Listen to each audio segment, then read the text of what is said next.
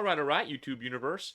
Welcome back to the Naked Truth. Yeah, welcome back to the channel. We're going to get right into it quick and fast today, so we keep the video length as short as we possibly can, right? We all know all of our attention spans today are pretty short, so hopefully you stick around for the whole show. If you don't, if you need to bounce out at any time, I understand.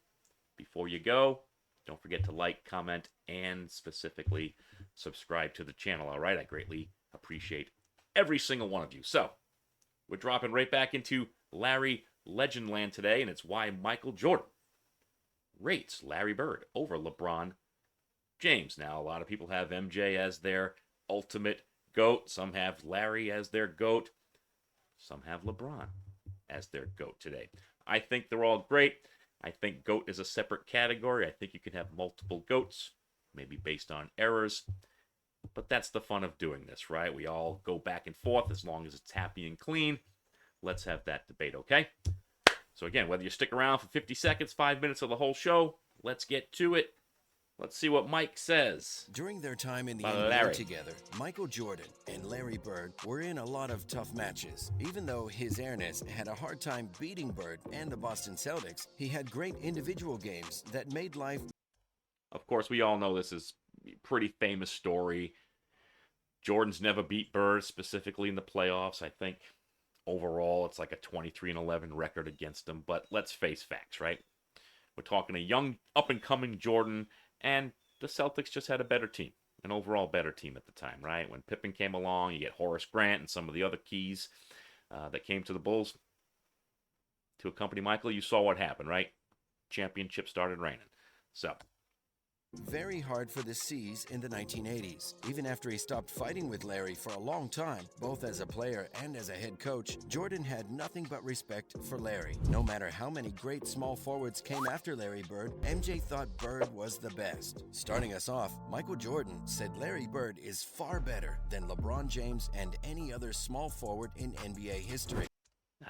I missed it. Right there. Right there. Look at that shot. That's classic. MJ looking at Larry. Look at Larry's form, looking good. Looks like you're a little late, though, MJ. A little late. Bird is far better than LeBron James and any other small forward in NBA history. MJ really liked Bird because he was the one who helped him and Magic Johnson become the GOAT. Jordan had never won a game against Larry Legend, so when Larry said he was leaving the beautiful game, Jordan was glad. Even LeBron James, who is now considered one of the top 2 players of all time, couldn't convince MJ that he was better than Larry. Debatable. Jordan wrote in the book, When the Game Was Ours, how much he admired Bird and how good he was players who. I guess the question would be, what do you put more stake in, right?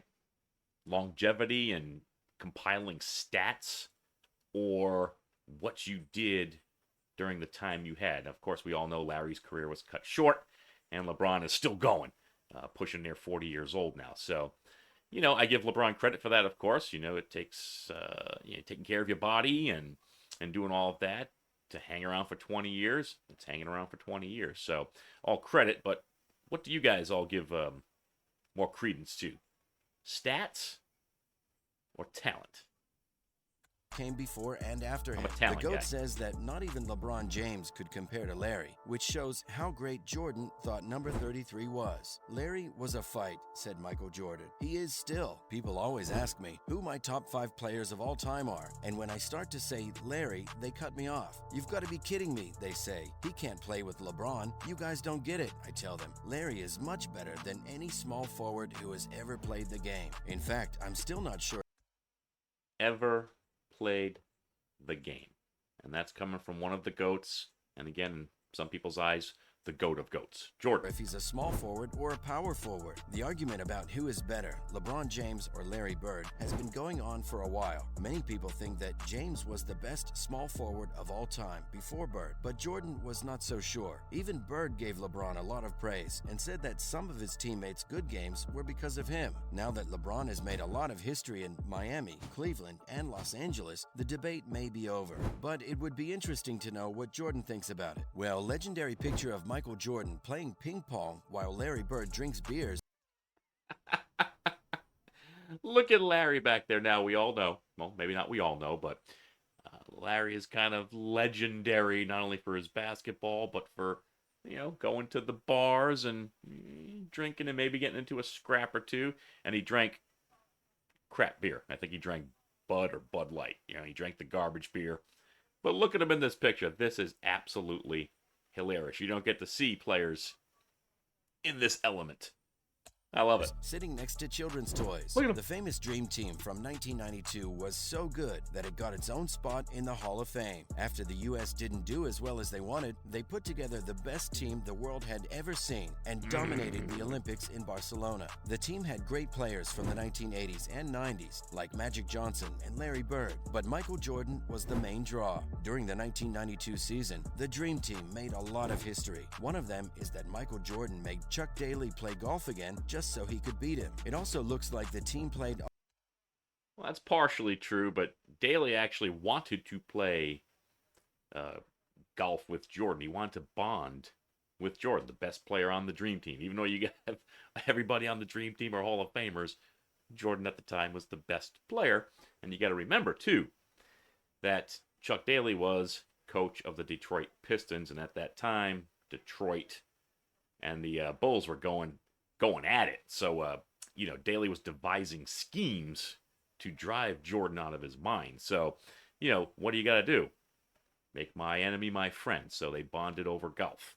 That's what happened. A lot of ping pong. Someone said that Christian Leitner and Michael Jordan had played Daly was ping a smart pong man. against each other more than once. And a famous picture from that time that shows Michael Jordan and Larry Bird has been found again. So many questions come to mind about what is going on here. Michael Jordan is playing ping pong, but is he winning? And why is Larry Bird on the floor with kids' toys all around him while he drinks beer? We need a lot more information, and I think we'd all like to know what happened in this picture. Maybe the famous Ahmad Rashad can tell us more. But no matter what the story is, NBA fans love that picture. There isn't a single NBA fan who doesn't love seeing pictures of some of the best players in the league. Fans had a lot to say about this picture in the comments. One person said, "Two legends just working through a rigorous pregame warm-up. What is even going on here?" asked someone else. During the Dream Team, Michael Jordan took over from Magic Johnson and Larry Bird, who had been playing for a long time. Since this happened a long time ago, fans only have pictures like this to remind them of that amazing time when Remember, the best he of the famously best said, played together. Next, Kevin Durant says new Michael sheriff in Jordan town. is the GOAT, while LeBron James is the most accomplished player in NBA history. Michael Jordan, who was the most popular player in the NBA in the 1990s, and LeBron James, who was the most popular player in the NBA in the 2010s. Fans can't help but compare the two legends, even though they're both great in their own ways. Many people think that Jordan is the GOAT after looking at the careers side by side. On the other hand, there's still talk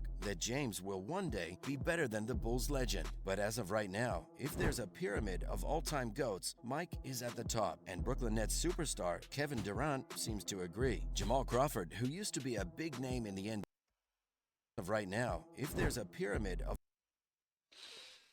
Let's take a look at that pyramid. I certainly don't like that Larry's on tier 3.